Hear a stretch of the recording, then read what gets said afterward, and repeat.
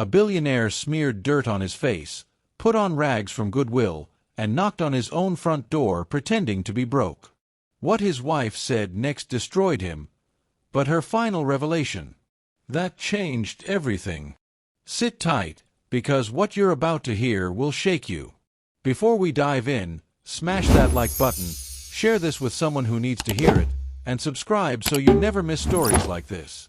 Oh, and drop a comment telling us where you're watching from and what time it is there. I love seeing our global family come together. Now, let's get into this. Andrew Hunter smeared dirt across his face in the rearview mirror. $3 billion, that's what he was worth. But tonight, disguised in thrift store rags, he'd discover what he was worth as a man. Through the rain, he saw them, his family, laughing in the dining room he'd paid for. Did they love him? Or just his money? 15 years he'd wondered. Tonight, he'd know. Sandra answered the door. Eyes wide, then cold. Andrew, what happened to you? I need help. She blocked the entrance. Now's not a good time. Please. I have nowhere else. She stepped aside like letting in a diseased stray. The dining room fell silent. His mother gasped. Bella, his wife, stood slowly, face unreadable. Andrew, what are you doing here? The company collapsed. Bad investments, investigations. I lost everything. Been sleeping in my car for 3 days. Silence. His mother spoke. Of course you can stay. No. Bella's voice cut like a blade. We don't have room. Bella, I'm your husband. My husband who I haven't seen in 3 months? Who sends checks instead of showing up? Her eyes were diamond hard. You chose money over everything. Now you don't have money. So what are you to me? Each word a bullet.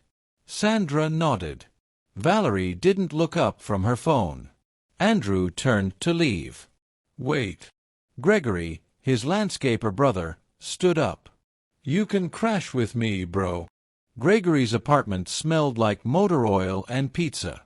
But when he handed Andrew a beer without judgment, Andrew felt something he hadn't in years. Relief. That night, Gregory, who had nothing, gave him everything. Bella, who had everything, gave him nothing. The test was working. At dawn, they drove to a job. Elderly Mrs. Patterson answered with a smile that almost hurt to see. Gregory, come in, I made cookies. They worked all day. Andrew's hands blistered, back screamed. But there was something pure about honest work. Mrs. Patterson cried at the finished garden. It's perfect. Loading the truck, Andrew felt useful for the first time in years. Then the ledger fell out. Patterson, widowed, lonely, vulnerable to friendship, property worth $800,000, acquire for $500,000 through trust, target Q2. His blood froze. More pages. More victims. Then, his parents' address. What is this? Gregory's kind face transformed. That's private. You're running a scam. It's business. Mrs. Patterson just gave you cookies. She trusts you. Gregory's mask shattered. And you? Testing everyone with your disguise? You built billions selling people's data, manipulating them through algorithms.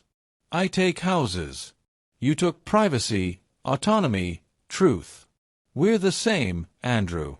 I just look my victims in the eye. Is that why you helped me? For information about Mom and Dad. Silence. Andrew walked. Everyone had an angle. He was completely alone. And whose fault was that? The diner smelled like grease and regret. Andrew had gathered evidence on Gregory, prepared his reveal. But only Bella came.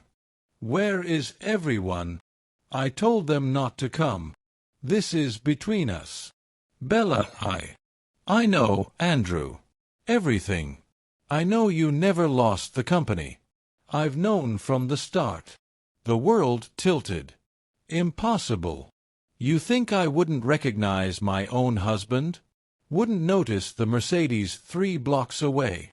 A sad smile. "I know you better than you know yourself." "Then why reject me?" "Because you needed the truth." She slid over a folder. "My father's life insurance. The $50,000. I didn't save it. I invested it in your startup. Anonymously. I was your first major investor. Documents. 15 years old. Bella's name hidden." "That money was everything," she said quietly. "My father's last gift. My safety net. My degree. I gave it all to you. Not because I believed in your company. Because I believed in you."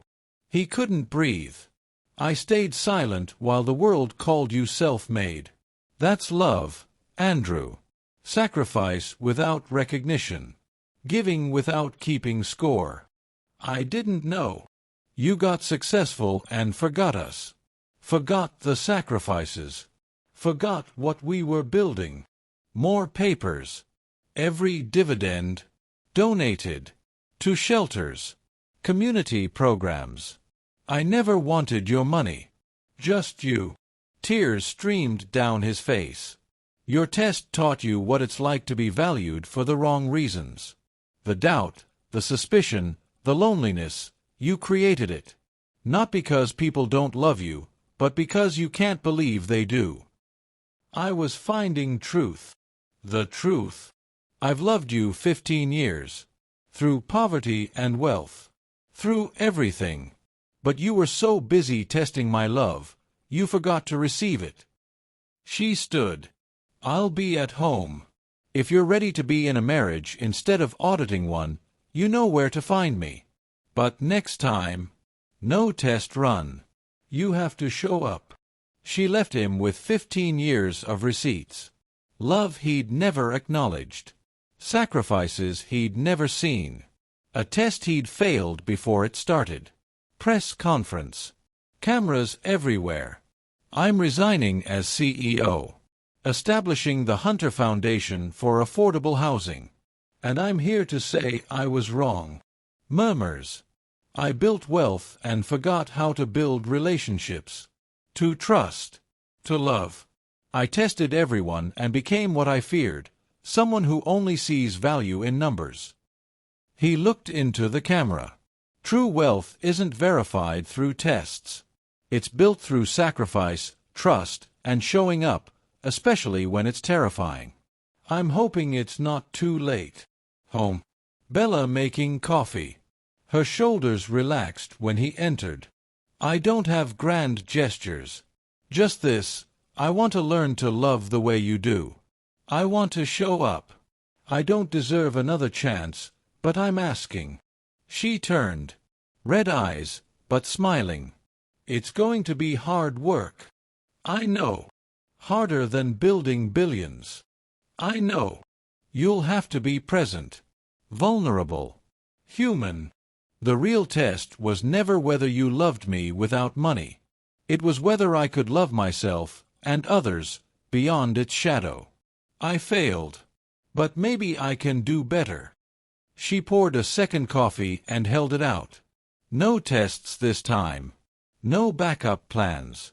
Just us. Can you handle that?" Their fingers touched. For the first time in 15 years, he felt completely, terrifyingly, beautifully seen. "I can try."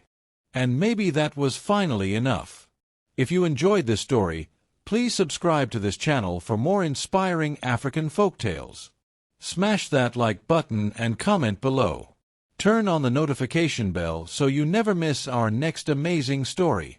What goes around truly comes around, and your small beginning can turn into something great. See you in the next story.